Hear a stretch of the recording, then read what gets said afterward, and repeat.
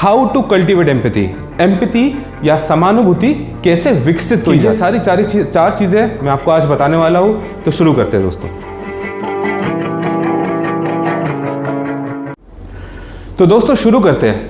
आज का एजेंडा है समानुभूति, जिसे हम इंग्लिश में एम्पैथी कहते हैं। तो आज मैं क्या क्या बताने वाला हूं आपको, पहले तो एजेंडा बता देता हूं। सबसे पहले मैं आपको बताऊंगा एम्पैथी होती क्या चीज है, उसके बाद बेनिफिट्स ऑफ एम्पैथी, एम्पैथी के फायदे क्या होंगे अगर आप में होंगे तो, फिर how to cultivate empathy, empathy या समानुभूति कैसे विकसित की जाती है, और आखिर में आपको बताऊंगा हाउ टू एक्सप्रेस एम्पैथी, समानुभूति कैसे व्यक्त करते हैं। तो ये सारी चार चीजें मैं आपको आज बताने वाला हूं।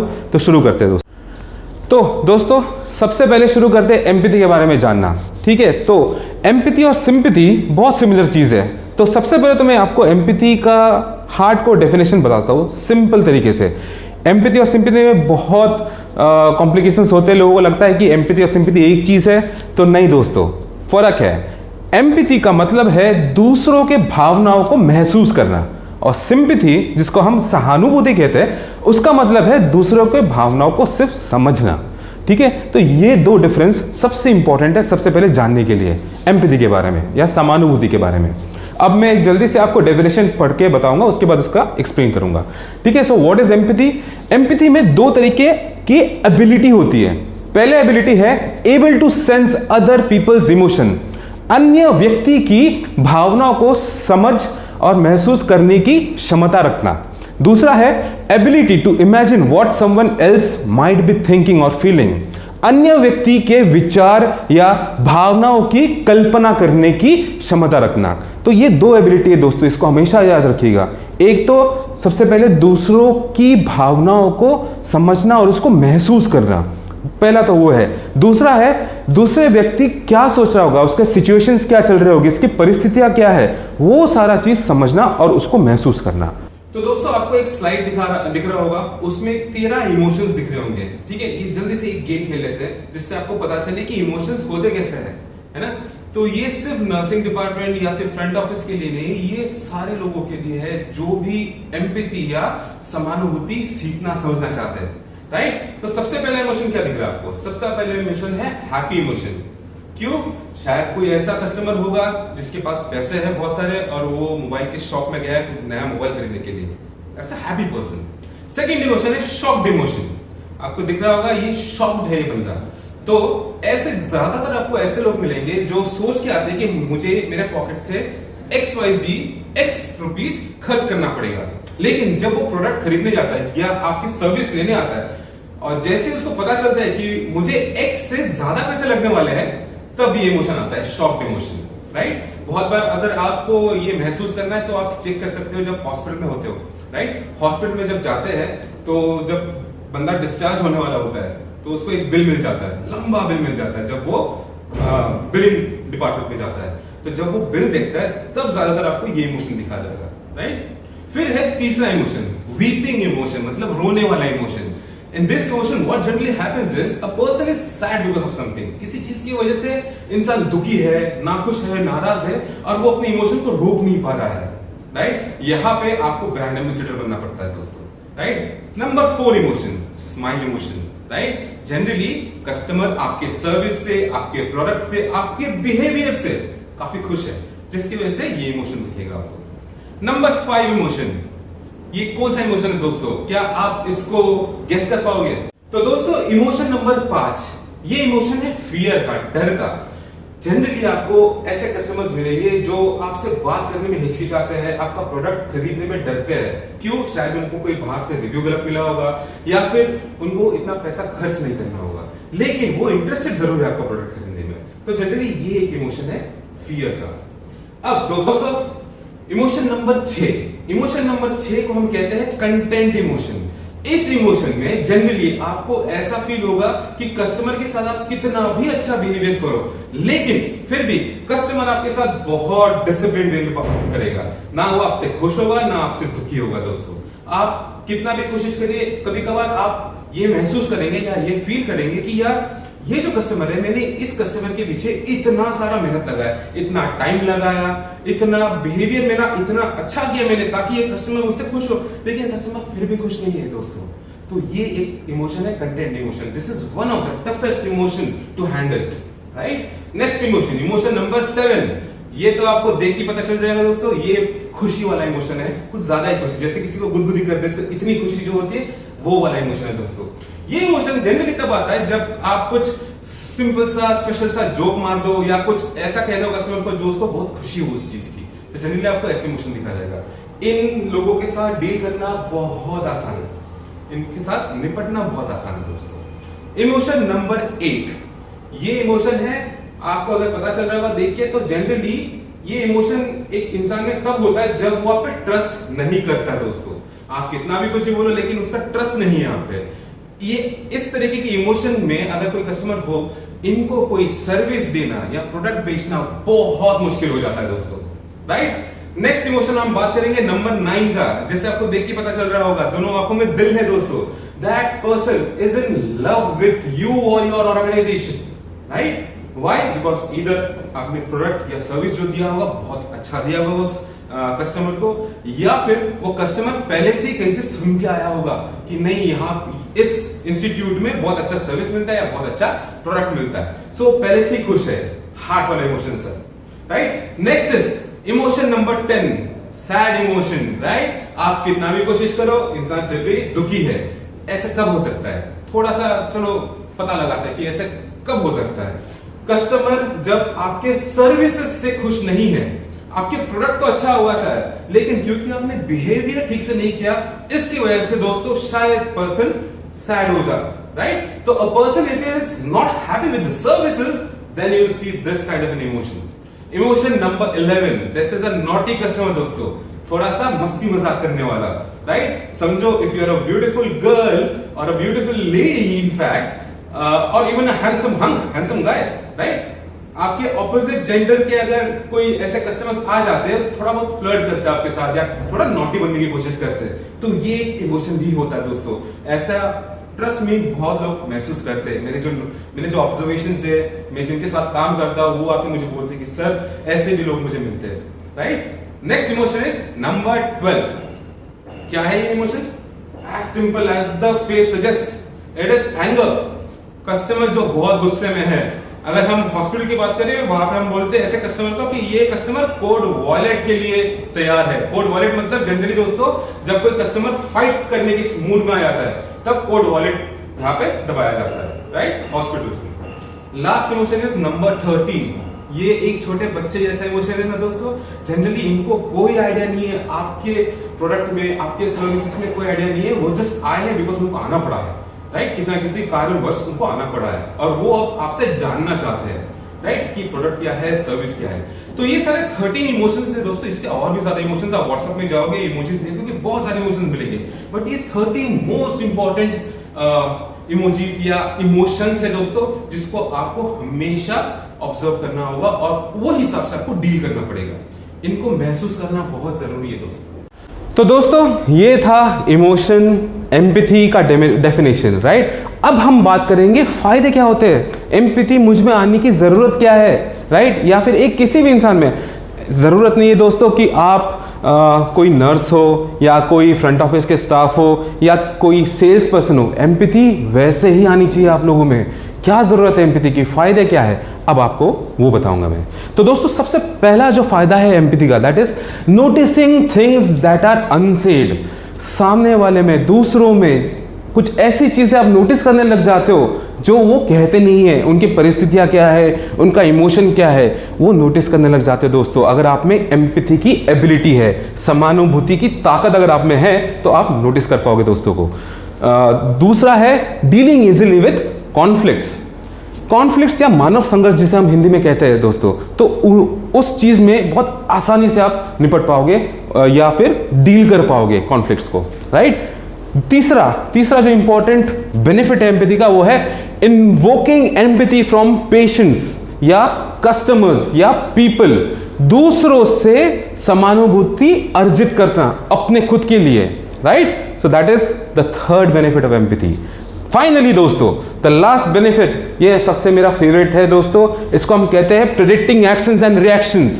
अगर आप में एम्पैथी है, समानुभूति है दोस्तों, तो आप दूसरों के जो एक्शन होंगी, जो रिएक्शन होंगी, जिसके ऊपर आप बात करते हो, वो आप पहले से प्रेडिक्ट कर सकते हो, right. So these are the 4 benefits of empathy. हम थोड़ा सा उसके अंदर और जाएंगे और ज्यादा समझेंगे और बेनिफिट्स का मतलब क्या होगा। सो फ्रेंड्स, फर्स्ट बेनिफिट फिर से बात करते हैं, noticing things that are unsaid. Customer does not need to have to spell out their needs. उनकी जरूरतें और उनकी भावनाएं उनको आके आपको बताने की जरूरत नहीं पड़नी चाहिए। अगर आप में एम्पैथी है तो ये आपका बेनिफिट है कि आप उनके जरूरत और उनके भावनाओं को पहले ही समझ जाओ, right, based on their situation, उनके परिस्थिति, उनका जो बॉडी लैंग्वेज है, उनका जो हाव भाव जिसे हम बोलते हैं, उनका वॉइस जो आवाज होता है और उनका टोन जो उनका सुर होता है, ये सारी चीजों को आप ऑब्जर्व करके आपको पता चल जाना चाहिए कि कस्टमर की जरूरत क्या है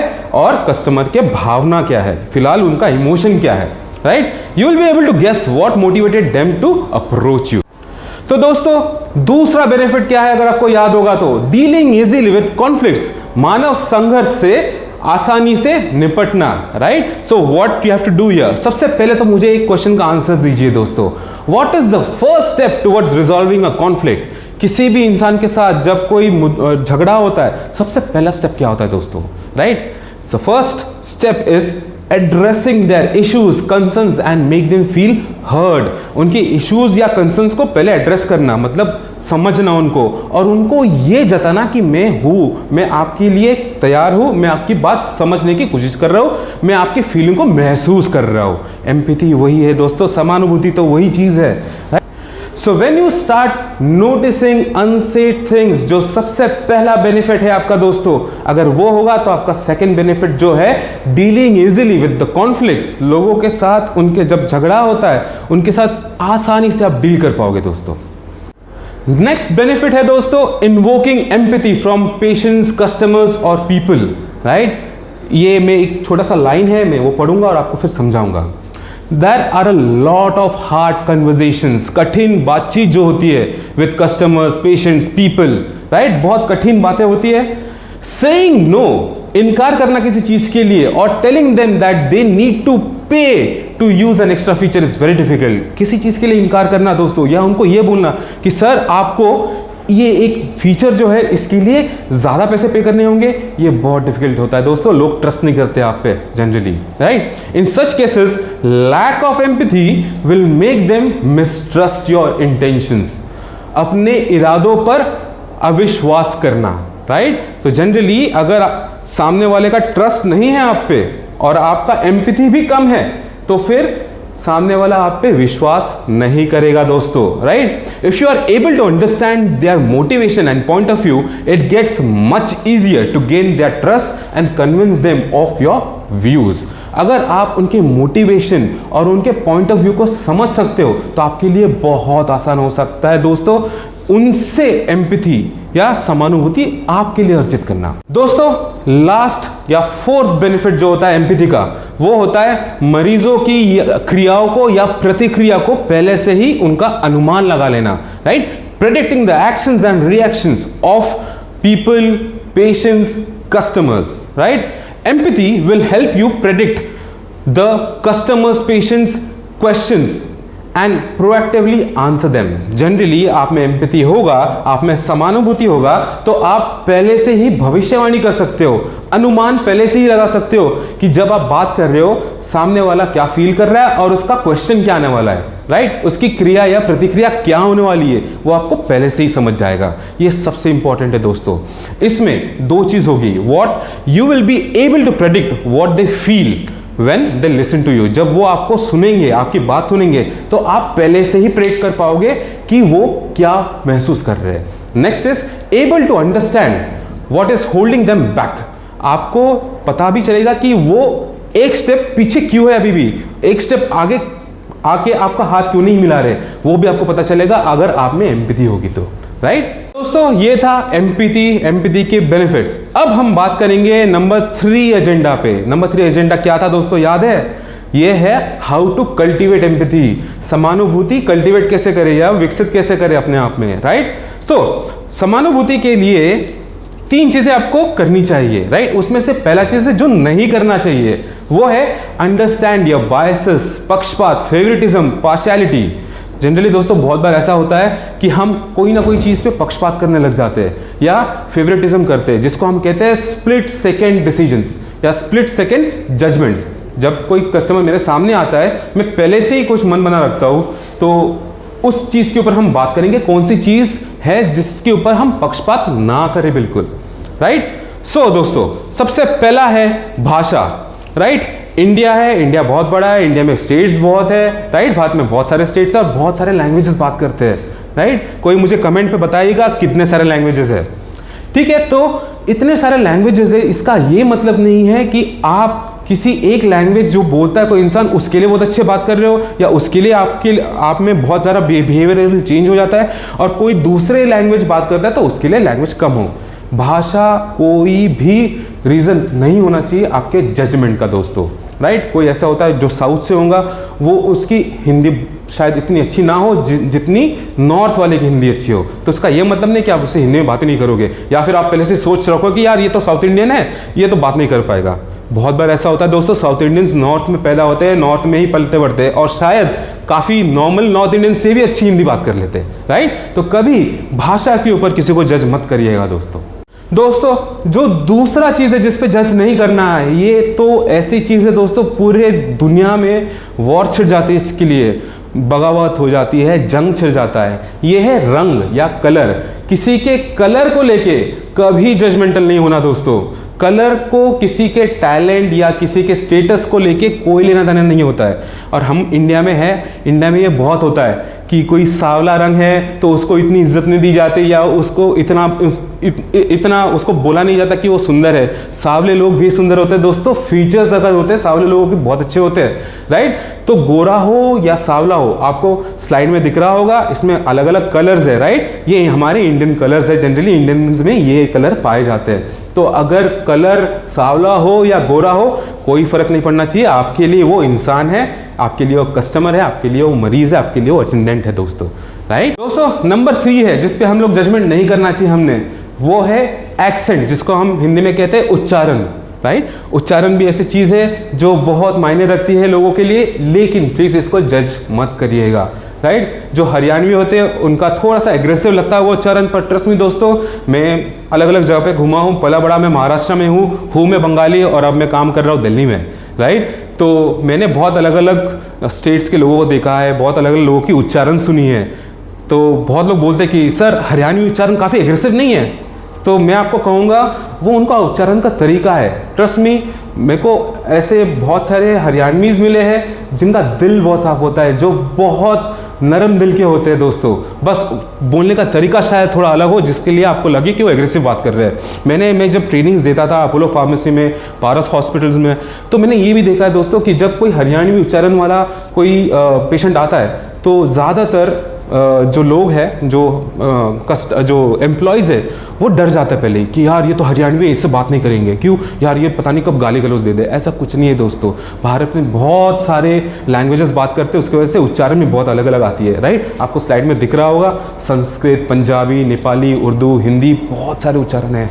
तो दोस्तों प्लीज़ उच्चारण के वजह से किसको जज मत करें। नेक्स्ट इज रिलीजन, धर्म जिसे हम कहते हैं, और ये इंडिया में भारत के लिए बहुत ज़रूरी है, राइट। ये सिर्फ मैं आपको कोई कस्टमर को हैंडल करने के लिए नहीं बता रहा हूँ या फिर एज अ पर्सनल डेवलपमेंट के लिए नहीं बता रहा हूँ, ये मैं इसलिए बता रहा हूँ ताकि हम Bharat as a religious nation एकजुट हो जाए, राइट। कोई एक स्पेसिफिक रिलीजन नहीं होना चाहिए, Bharat is a secular country, right. तो उसके वजह से हमें याद रखना है बहुत सारे धर्म होते हैं, राइट। किसी एक धर्म को टारगेट करके कि ये धर्म, ये मुसलमान है या क्रिश्चियन या हिंदू है, इसकी वजह से इसको मैं सर्विस अच्छा नहीं दूंगा, ये बिल्कुल मत करना। या इसके बारे में सोचना कि ये मुसलमान होगा तो ये ठीक से बात नहीं करेगा, ये हिंदू होगा ये ठीक से बात नहीं करेगा, ये क्रिश्चियन है और मैं हिंदू तो शायद क्रिश्चियन बंदा है इसलिए मुझसे बात नहीं करेगा। ऐसा कुछ नहीं होता दोस्तों, ये सिर्फ आपके दिमाग का वहम है जिसको हम पार्शियलिटी कहते हैं। ऑलवेज रिमेंबर वन थिंग दोस्तों, अगर हम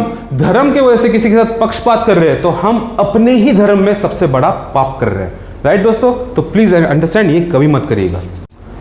अगला चीज है दोस्तों जेंडर पे भी कभी पक्षपात मत करिएगा, राइट। अगर आपको स्लाइड दिख रहा होगा, स्लाइड में ऐसा है कि जो सबसे पिंक में है वो है एक फेमिनाइन जेंडर, जो सबसे राइट में है ब्लू में है वो है एक male gender, right.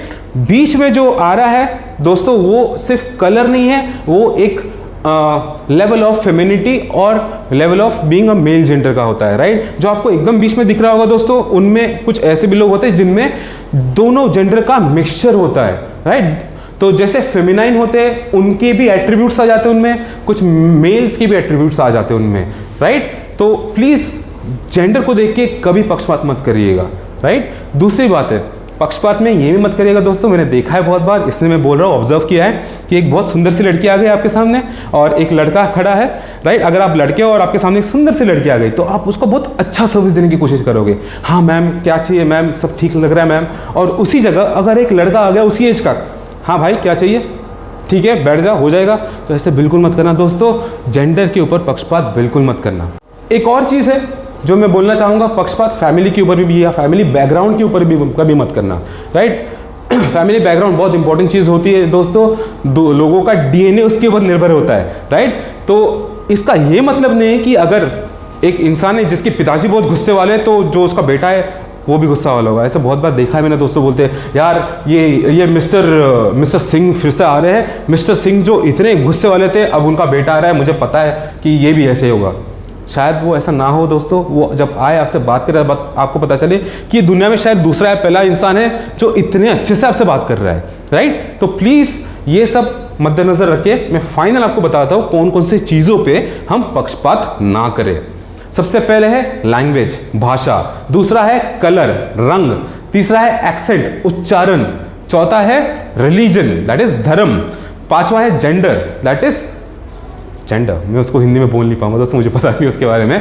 Next is family, right. दोस्तों ये सारा तो एक था, एक पॉइंट आप एम्पैथी कैसे कल्टीवेट करते हो, right. Next point of how to cultivate empathy is read, listen, watch fiction.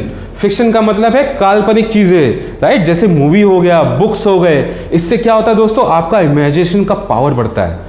तो जल्दी से दोस्तों मुझे कमेंट्स में आप बताइए कि आपका फेवरेट फिक्शनल मूवी कौन सा है। जैसे फॉर एग्जांपल मैं बताऊंगा मेरा फेवरेट फिक्शनल मूवी है 3 इडियट्स या लगान, राइट। दूसरा आपको कमेंट में लिखना है, उसी कमेंट में लिख दीजिएगा कि आपका फेवरेट मूवी कौन सा है, फेवरेट फिक्शनल कैरेक्टर कौन सा है, राइट। तो दो चीज आपको लिखनी है एक ही कमेंट में दोस्तों। तो जैसे मैं अगर आपको बताऊंगा तो मेरा फेवरेट मूवी है लगान और फेवरेट कैरेक्टर उसमें भुवन, राइट, या लाखा तो फेवरेट हो नहीं सकता दोस्तों, भुवन वुड बी फेवरेट कैरेक्टर। या फिर 3 इडियट्स हो गया, वो आपका फेवरेट मूवी होगा, उसमें फेवरेट कैरेक्टर हो सकता है रणछोड़ दास छांछड़, ऐसे कुछ नाम था उनका, या फिर वायरस सहस्त्रबुद्धि, राइट। तो आप प्लीज कमेंट में बताइए दोस्तों आपका कौन सा फेवरेट मूवी है या फेवरेट बुक है या फेवरेट सीरियल भी चलेगा दोस्तों, आजकल सीरियल भी बहुत देखते हैं या वेब सीरीज देखते हैं। फाइनली दोस्तों मैं ये कहना चाहूँगा इस चीज़ को लेके कि प्लीज़ काल्पनिक चीज़ें देखा करिए, जिससे आपके इमेजिनेशन का पावर बढ़ेगा। कनेक्ट करिए किसी कैरेक्टर के साथ और दोस्तों इंश्योर करिए कि जो कैरेक्टर के साथ आप कनेक्ट कर रहे हो वो पॉजिटिव हो। मुझे ये मत लिखिएगा आप कमेंट में कि सर मुझे मिस्टर इंडिया बहुत अच्छा लगा था जिसमें मेरा फेवरेट कैरेक्टर मोगैम्बो था। ये नहीं करना चाहिए दोस्तों, हमेशा पॉजिटिव कैरेक्टर के साथ कनेक्ट होना बहुत ज़रूरी है ताकि आप पॉजिटिव मोटिवेशनल वाइब्स ले सको अपने। तो दोस्तों फाइनल स्टेज पे आ गए हम वीडियो के। इस स्टेज में मैं बात करूंगा एम्पैथी को आप एक्सप्रेस कैसे करोगे, सहानुभूति कैसे व्यक्त करोगे दोस्तों। तो सबसे पहला तरीका है, ये तरीका दोस्तों सिर्फ समानुभूति के लिए नहीं है, ये तरीका हर एक तरीके कम्युनिकेशन के लिए है। क्या आप गेस कर सकते हो कौन सा है? Yes, listening skills. Listening skills, try to listen as actively as possible. इतने एक्टिवली सुनने की कोशिश करिए ताकि आपका एम्पैथी बहुत हाई हो जाए, आपका एम्पैथी का बार रेज हो जाए, राइट। तो लिसनिंग स्किल में दोस्तों बहुत सारे वीडियोस आपको मिल जाएंगे ऑनलाइन। मे बी कुछ दिनों बाद शायद लिसनिंग स्किल पे ही एक वीडियो बनाऊं। थोड़ा बहुत मैं बताता हूँ लिसनिंग स्किल्स के बारे में। Listen actively. लिसनिंग स्किल में दो तरीके के लिसनिंग होते हैं, एक होता है पैसिव लिसनिंग, दूसरा होता है एक्टिव लिसनिंग, जैसे आप स्लाइड पे देख पाओगे, राइट। पैसिव लिसनिंग मतलब लिसनिंग टू हियर, सिर्फ सुनने के लिए सुन रहे हो दूसरा होता है active listening, listening to understand, समझने के लिए सुन रहा हो, राइट। तो कोशिश करिए दोस्तों आप समझने के लिए सुने। तो मैं जल्दी से एक गेम खेलता हूं दोस्तों आपके साथ। अगेन कमेंट पे आप डाल सकते हैं इसका आंसर क्या हो सकता है, या आप बस सोचिए, ठीक है। तो मैं एक जल्दी से एक पहेली देता हूं, लिसनिंग स्किल्स। अगर आप एक्टिवली लिसनिंग करते हो तो आप इसका आंसर दे पाओगे, राइट। सो सबसे पहले है, मैं शुरू करता हूं पहली, एक बार मैं हिंदी में कहूंगा, एक बार इंग्लिश में कहूंगा, राइट। देखते इसका आंसर आपको आएगा कि नहीं। याद रखना दोस्तों, आंसर इसका नंबर में होगा, ठीक है। तो मैं शुरू करता हूं सबसे पहले हिंदी में या इंग्लिश, दोनों एक साथ ही इंग्लिश बोल देता हूं दोस्तों आपके लिए। तो suppose you are a driver of a bus, आप एक बस के ड्राइवर हो। बस आपने शुरू की है, बस सबसे पहले पारस हॉस्पिटल गुड़गांव में रुकता है। पारस हॉस्पिटल गुड़गांव में रुके तो वहां पे 10 लोग चढ़े, ठीक है। पहले बस में कोई था नहीं। 10 लोग चढ़ने के बाद वो जाता है डॉक्टर लाल पैथ लैब गुड़गांव। डॉक्टर लाल पैथ लैब में जाके वहां पे 10 लोग और चढ़ते हैं और 5 लोग उतर जाते हैं, राइट। फिर वो घूम के वापस पारस हॉस्पिटल पे आ गया बस। अब मुझे दोस्तों बताइए उस बस ड्राइवर का उम्र क्या है, what is the age of the bus driver? क्या आप बता सकते हैं? आपने सोचा नहीं होगा कि यार वो उतरे चढ़े, सर ने नंबर की बात की थी, एज कैसे मैं बताऊं बस ड्राइवर का? तो दोस्तों एक्टिव लिसनिंग, आप थोड़ा सा वीडियो पीछे खींच के ले जाओगे तो आपको पता चलेगा मेरा फर्स्ट डायलॉग क्या था। मेरा फर्स्ट डायलॉग वॉज, आप एक बस के ड्राइवर हो, you are a driver of a bus. तो फिर बस ड्राइवर का एज क्या होगा दोस्तों, राइट। तो ये है एक्टिव लिसनिंग दोस्तों। मैं सिर्फ सुनने के लिए नहीं सुन रहा हूं दोस्तों, मैं समझने के लिए सुन रहा हूं, राइट। एक तरीका होता है कि हम कान से सुनते हैं। तो दोस्तों हम बात करेंगे थोड़ा और एक्टिव लिसनिंग के बारे में। एक्टिव लिसनिंग के बारे में दोस्तों सिर्फ मैं कान से नहीं सुनूंगा, मैं अलग अलग तरीके से सुनूंगा। मैं आपको बताता हूं कैसे, राइट। एक तरीका होता है आंखों से सुनना। कभी आपने सुना है कि कोई आंखों से सुन पाता है? तो जनरली जब आपके सामने कोई कस्टमर है, पेशेंट है, या कोई भी इंसान आपके सामने वो अपने इश्यूज बता रहा है या कुछ भी बात कर रहा है, तो आप सिर्फ उनको कान से नहीं सुन रहे, आप उसको आंखों से उनको ऑब्जर्व कर रहे हो, उनके बॉडी लैंग्वेज को, उनके इश्यूज को, उनके फेशियल इमोशंस को, एक्सप्रेशंस को, राइट। सबसे पहले तो वो हो गया। दूसरा दोस्तों दिमाग से सुनना, राइट।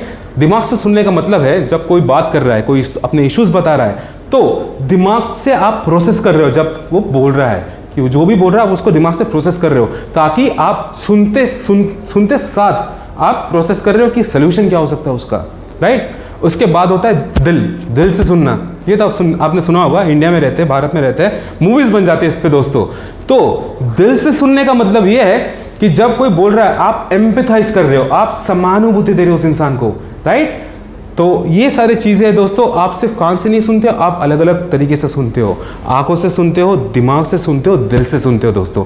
उसके बाद आप कान से सुनते हो, राइट। तो दोस्तों अगला तरीका है समानुभूति को व्यक्त कैसे करते हैं। Next part is being curious about your customer, your people, your patients, right. दूसरों के प्रति जिज्ञासु होना, राइट। उनके इंटरेस्ट क्या है, उनको कौन सी चीज़ें पसंद है, कौन सी चीज़ें पसंद नहीं है, राइट। और क्या क्या हॉबीज़ है उनकी, अगर आप हॉबीज़ जान लो उनके बारे में तो थोड़ा और बात कर सकते हो उसकी चीज़ के बारे में। तो ये सारी चीज़ें जानना बहुत ज़रूरी है जब आप एम्पैथी व्यक्त करते हो या समानुभूति व्यक्त करते हो दोस्तों अगला तरीका है respond to the customers tone. Customer के टोन को रिस्पॉन्ड करना सही तरीके से। किसी का टोन बहुत एग्रेसिव होगा तो उस मामले में आपको अपना टोन को नीचे रखना पड़ेगा, काम वे से बात करना पड़ेगा। कोई होगा जो एकदम कंटेंट टोन होगा, जो मैंने आपको पहले दिखाया था वीडियो में, जो कंटेंट होते हैं आप पे भरोसा जल्दी नहीं करते, राइट। उनके साथ आपको थोड़ा सा इंटरेस्टिंग वे में बात करनी होगी, थोड़ा सा और एनर्जी लानी पड़ेगी दोस्तों। तो दोस्तों अगला है do not assume ask. Customer के बारे में आप अजम्पशंस नहीं लगाइएगा कि कस्टमर पहले से ही गुस्से में है, कस्टमर के पास शायद इतने पैसे नहीं हैं, या कस्टमर बहुत अमीर है, या कस्टमर जहाँ से आ रहा है उसको ये दिक्कत है, या उसने पहले ही सोच लिया कि उसको कौन सा प्रोडक्ट खरीदना है। प्लीज़ ये सब मत करिएगा दोस्तों। उनको पूछिए उनकी रिक्वायरमेंट्स क्या है, उनको स्पेसिफिकली क्या क्या चाहिए, राइट। उसके बाद आप डिसीजन लीजिए कि कस्टमर को क्या सोल्यूशन देना है। नेक्स्ट है दोस्तों take their side when they are right. उनका साइड लीजिए जब वो सही होंगे। हमेशा ये नहीं होगा कि आप ही सही हो या आपकी कंपनी ही सही है। कभी कभार कुछ कॉन्फ्लिक्ट्स इसलिए हो सकते हैं कि आपकी कंपनी से कुछ गलती हो, या आपसे कोई गलती हो, या आपकी टीम मेंबर से कोई गलती हो। तो अगर वो सही है तो प्लीज़ उनका साइड लीजिए। आप जब उनका साइड लेंगे तो उनको धीरे धीरे आप पे समानुभूति आएगी या आप पे ट्रस्ट आएगा दोस्तों। तो दोस्तों लास्ट पॉइंट है एम्पैथी कैसे व्यक्त करते हैं उसका, अवॉइड सिंपैथी। फिर से दोस्तों सबसे स्टार्ट में वीडियो के मैंने बताया था सिंपैथी अलग चीज है, एम्पैथी अलग चीज है।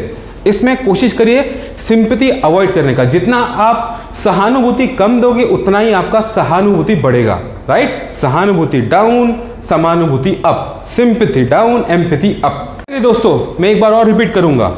सबसे पहले लिसन एक्टिवली, दूसरा है be curious about your customers, उनके प्रति जिज्ञासु होना, लोगों के प्रति जिज्ञासु होना, पेशेंट्स या अटेंडेंट्स के प्रति जिज्ञासु होना। Next is respond to the customers tone, customer का टोन कैसा है, इंसान का टोन कैसा है, वो हिसाब से आप रिस्पॉन्ड करिए। डू नॉट एज्यूम आस्क, सोचिए मत, पहले पूछिए, right. Next is take their side when they are right, जब वो सही है उनका साइड लीजिए। अवॉइड सिंपैथी, ये सबसे आखिरी पॉइंट है दोस्तों। तो दोस्तों आपने देखा होगा पूरे वीडियो में मैंने पेशेंट्स बोला है, अटेंडेंट्स बोला है, लोग बोले, इंसान बोला और कस्टमर्स बोले। तो एक छोटा सा चीज़ मैं कस्टमर्स के बारे में बोलना चाहूँगा दोस्तों। कस्टमर्स सिर्फ वो लोग नहीं होते जो बाहर से आके खरीदते हैं, दो तरीके के कस्टमर्स होते हैं, internal customers and external customers. Internal customers वो है जो एम्प्लॉय है, आप ही के साथ काम कर रहे हैं, और एक्सटर्नल कस्टमर्स वो होते हैं जो बाहर से आते हैं, जिनके थ्रू रेवेन्यू जनरेट होता है, राइट। तो कस्टमर्स दो तरीके हैं, तो आपको एम्पैथी भी दोनों कस्टमर्स को देना है। आपके कलीग्स को भी देना है एम्पैथी, अलग अलग डिपार्टमेंट्स में लोग काम करते हैं उनको भी एम्पैथी देनी है, और जो कस्टमर्स बाहर से आते हैं उनको भी एम्पैथी देनी है दोस्तों। तो फाइनली दोस्तों लाइक, कमेंट, सब्सक्राइब तो करना ही है। उसके अलावा एक लिंक है जो मैंने वीडियो के नीचे दिया है, वो लिंक असेसमेंट लिंक है।